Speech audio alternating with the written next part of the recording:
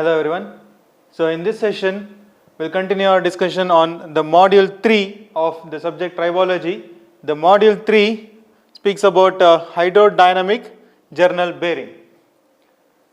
So in this module, you'll be studying about the details of hydrodynamic journal bearing, like the frictional force, the load carrying capacity, and the power loss in the bearing, or the power loss in the hydrodynamic bearing, and some of the dimensionless number like coefficient of friction mu, and Reynolds number, or maybe the Sommerfeld number, like that, and you will be dealing with certain numericals. Okay, so in this module we will be studying these things. So I will begin with the title, hydrodynamic. So hydrodynamic usually refer to the lubrication. So hydrodynamic lubrication, as you all studied in your previous semester in the design of machine elements 2, hydrodynamic lubrication means, see, there will be a film thickness between the shaft and the bearing. So the part of the shaft inside the bearing is called as journal. The part of the shaft inside the bearing is called as journal. So there will be a film thickness between shaft and the bearing. So if that film thickness is created by some external supply,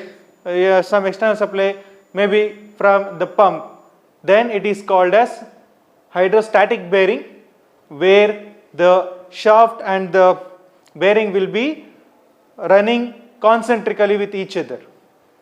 But hydrodynamic means due to the dynamic action of the fluid, of the lubricant between the journal as well as the bearing, between the shaft and the bearing, and due to the relative motion and due to the shape, if the film thickness created by the lubricant between shaft and the bearing, then it is called as hydrodynamic bearing.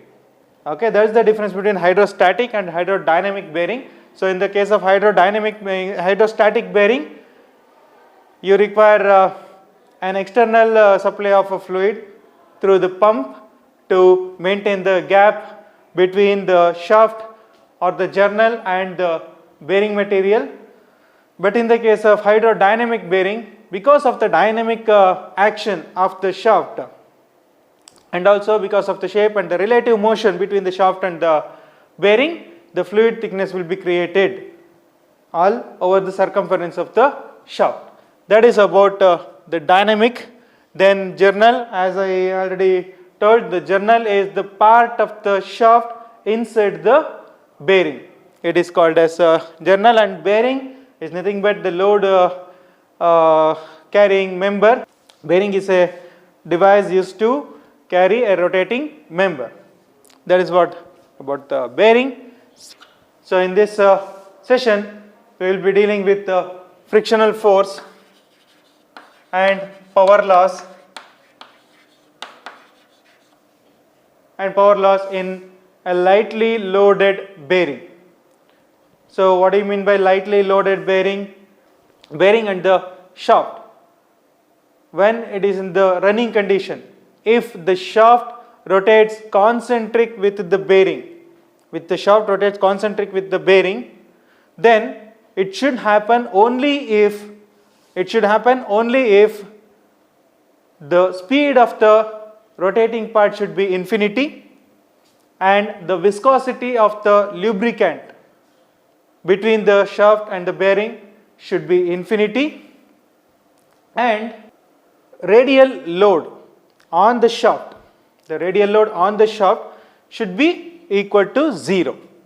If this condition is satisfied, then only the shaft will rotate concentric with the bearing surface, which is in actual practice which is not possible. So it is assumed like this. So if a bearing works with these concept or works with these parameters, then those type of bearings is called as lightly loaded bearings. So the bearings which works under zero normal load, the bearings which works under the lubricant having infinite viscosity, then the bearing which supports the shaft which rotates with the speed of the number infinity, it is called as lightly loaded bearing. Okay, this is about lightly loaded bearing. So next we will take up frictional force and power loss. So frictional force and power loss we will be dealing with the help of some equation which is called as Petrov equation. So using Petrov equation we will be deriving some of the dimensionless number like coefficient of friction. So for the analysis of Petrov equation, we will be considering a shaft and the bearing which works on the lightly loaded concept. Okay, we will start with the assumptions before getting into the derivation of Petrov equation. So Petrov equation is derived based on these assumptions. First one, viscosity of the lubricant between the shaft and the bearing material is assumed to be constant throughout the oil film thickness, oil film. Then the second assumption is the fluid or the lubricant which obeys Newton's law of viscosity. Then the third assumption is the flow is steady and laminar inside the cavity between the shaft and the bearing. Then the fluid is assumed to be incompressible and the oil film is always thin relative to the radius of the bearing. So these are all the assumptions made to derive the Petrov equation or to derive the dimensionless number, that is coefficient of friction, as well Petrov equation for the frictional force. Okay, so in the Petrov equation, this is what the shaft and the bearing arrangement considered. So this is the part of the shaft which is inside the bearing. It is again extending the shaft. Okay, this is the part of the shaft inside the bearing which is called as journal, and this is the bearing surface. Then the gap between the shaft and the bearing is filled with oil film, which is a lubricant, is oil film. That gap is nothing but the clearance. So clearance, it is C by 2 and C by 2. So C by 2 plus C by 2 is the C. So C is the clearance. From here it will be C plus 2 plus C plus 2. It is the C. Now this is the top view of the diagram. So if you look it from the top, this is the shaft which is inside the bearing, which is called as journal, and this is the bearing, and there is gap between the shaft and the bearing which is filled with a lubricant, that is written as oil film here. That is the lubricant. Okay, so this is the setup. Now you just cut this and you just wrap and make it flat. Then you will find something like this. Okay, I am just cutting this and I am just unwrapping this. Okay, round, I am just unwrapping it and making it parallel or flat. You will get it something like this. So where the circumference will be measured with pi into d is the circumference, where the bottom part is the bearing surface. This is the bearing surface and this is the shaft. This is the journal surface or the shaft, the part of the shaft inside the bearing surface. Okay, so journal, outside surface of the journal will be stationary and the outside surface of the shaft will be moving. Shaft will be moving usually. So when the shaft rotates,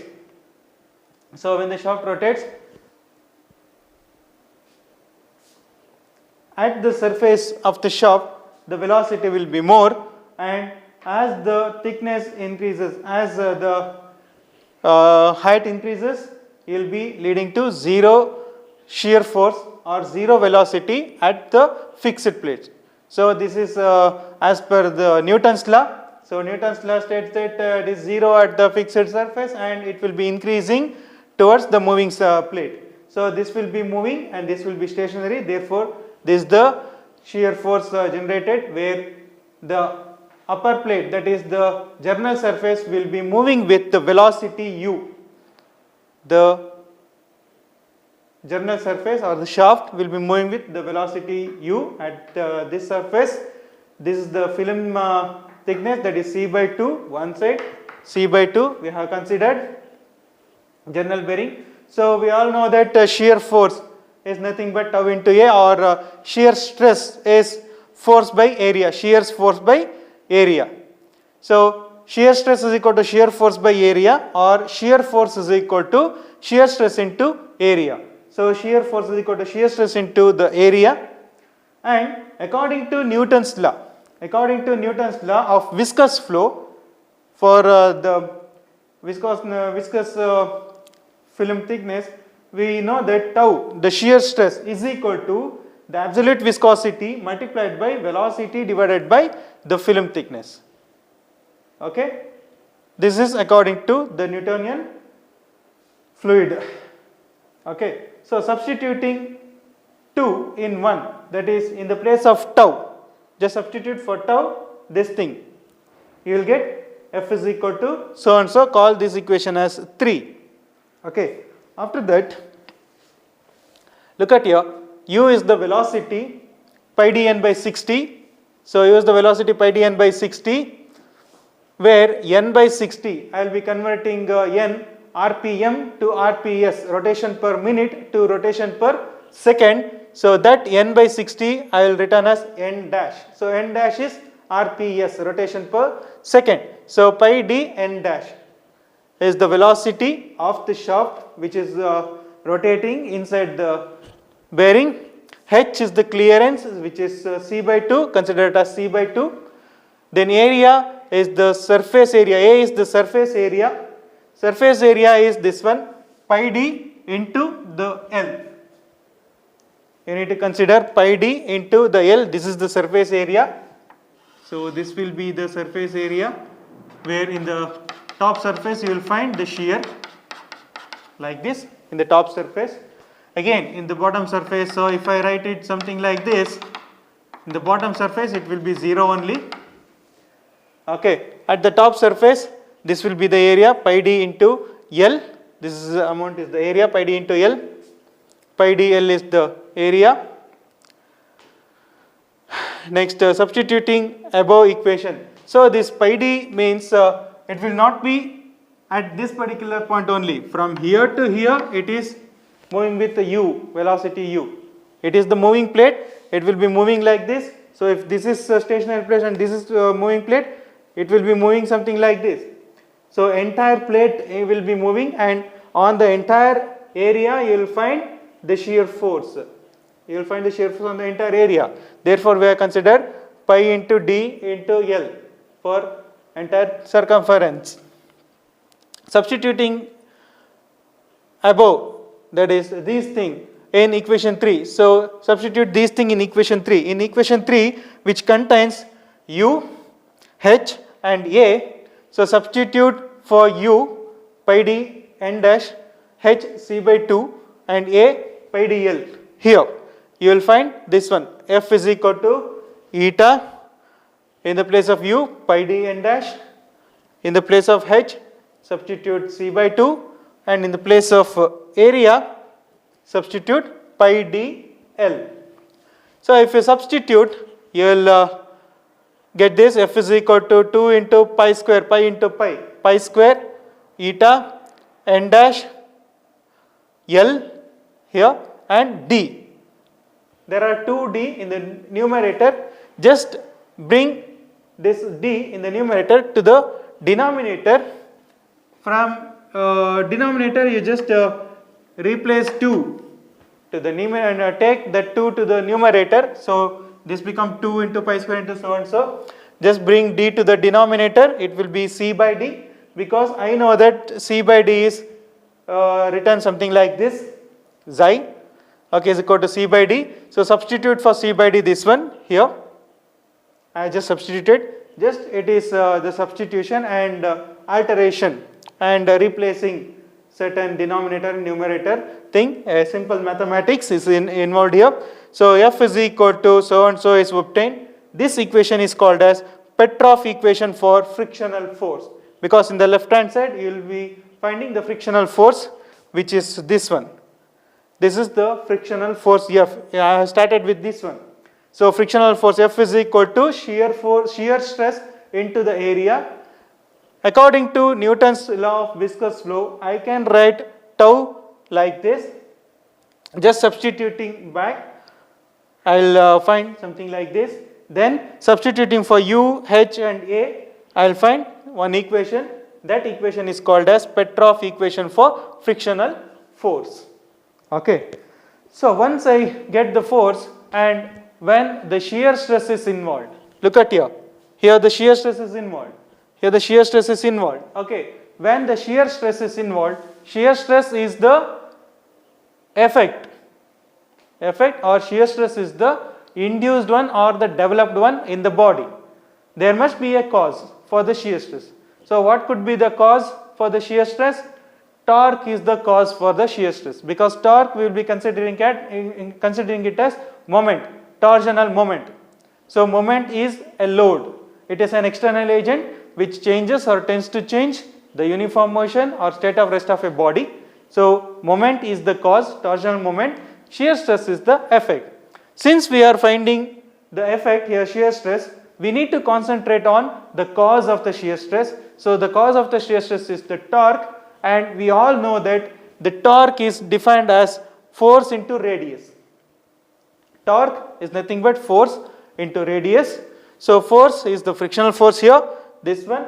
Just substitute frictional force in this, and we all know that R is the radius of the shaft, which is written as d by 2. Diameter of the shaft divided by 2 is the radius. So write it here, d by 2. If you just multiply it, you will get this equation. So this equation is called as Petrov equation for frictional torque. So you can able to derive Petrov equation for frictional torque. So we started with the shear force and we ended up with the frictional force, and we end up with the frictional torque. So from shear force to frictional force and frictional torque, this is the derivation given by the Petrov equation. Okay, so next is the power loss due to frictional force. Power loss P is equal to F into U, where F is the frictional force and U is the velocity. So if you multiply velocity with the friction, okay, then obviously that will be the power loss. Fine. So P is equal to friction. We just derived for Petrov for frictional force. You just substitute for F, frictional force, Petrov frictional force, multiplied by U. U is again we know that U is pi dn dash, substituted. So P is equal to so and so. So this equation is nothing but Petrov equation for power loss. Okay. So power loss we can obtain by multiplying the velocity with the frictional force. So velocity with which the upper plate is moving, or the velocity with which the shaft is rotating. If for a rotating shaft, if you introduce some friction, then due to friction will resist the motion. Because friction will resist the motion, the velocity will going to gradually decrease. So that decrease in the velocity is termed as power loss. That is what the amount of power loss. So to get the power loss, multiply the velocity with the friction. Okay, just substituting friction and velocity, you will find this equation. It is called as Petrov equation for the power loss. Now the next one is the coefficient of friction. So this is equation number 7. Equation number 6 is the Petrov equation for frictional torque. Equation number 5 is the Petrov equation for the frictional force. Okay. So frictional force, frictional torque, then power loss, it is over. Now coefficient of friction. So coefficient of friction, as we all know, it is mu is equal to F by W. So from the frictional laws of friction, we know that the friction is independent of the apparent area of contact, then friction is depending on the normal load, like that. So if it depends on the normal load, mu is equal to F divided by W. So we need to substitute for F and W. F we have already derived, that is Petrov equation for frictional force. This F is Petrov equation for frictional force, which we have already derived, divided by W is there. So where W is the normal load.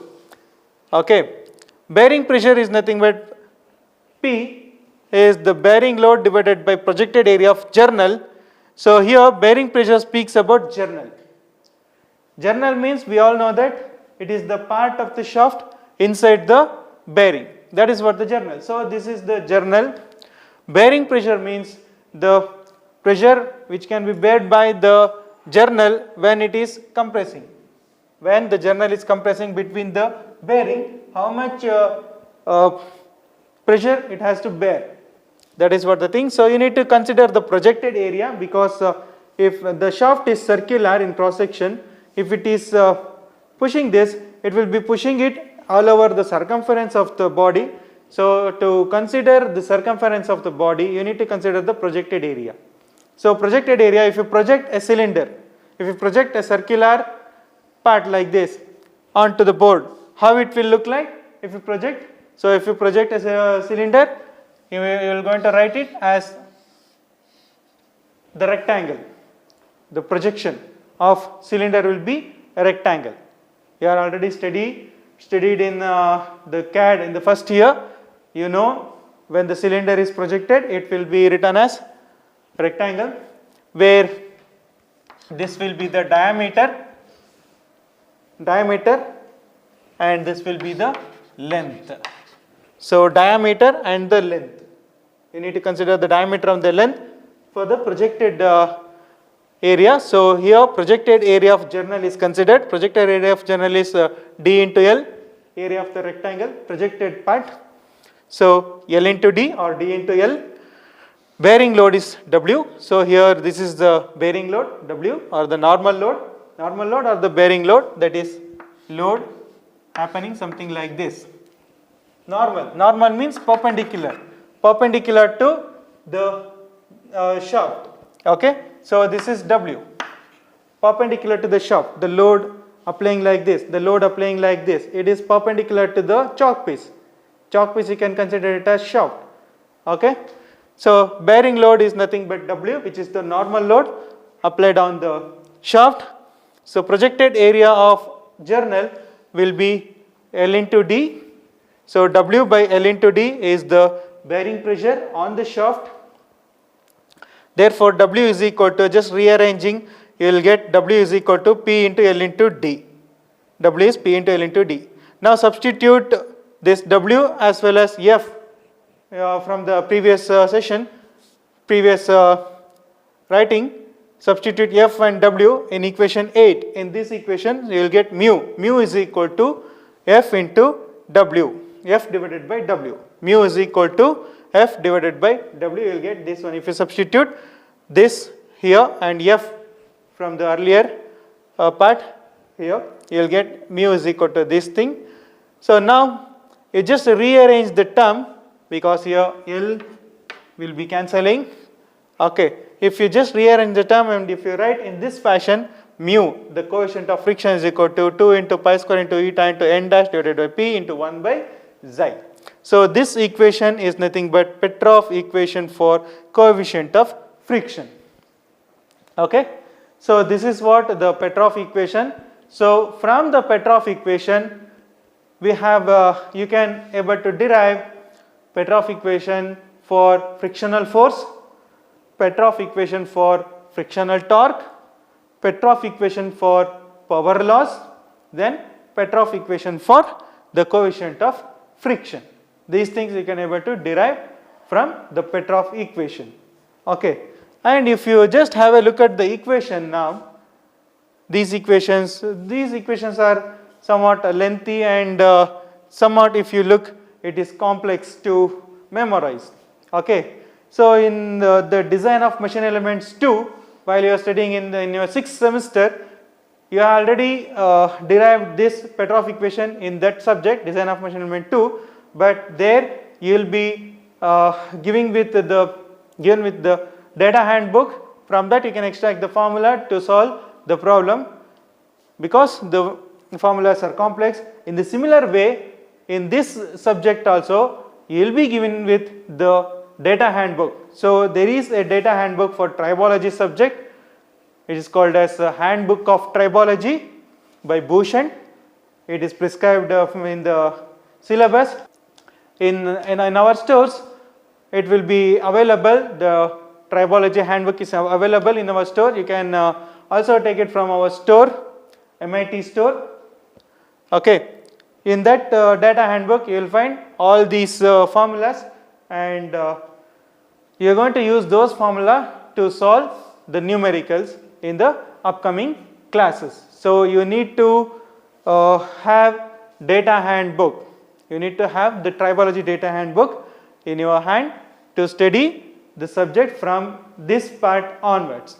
From the 3rd module onwards, you will be dealing with the numericals. For that, the data handbook is essential, and it will be available in our stores. You can come and you can collect it, or you can buy it.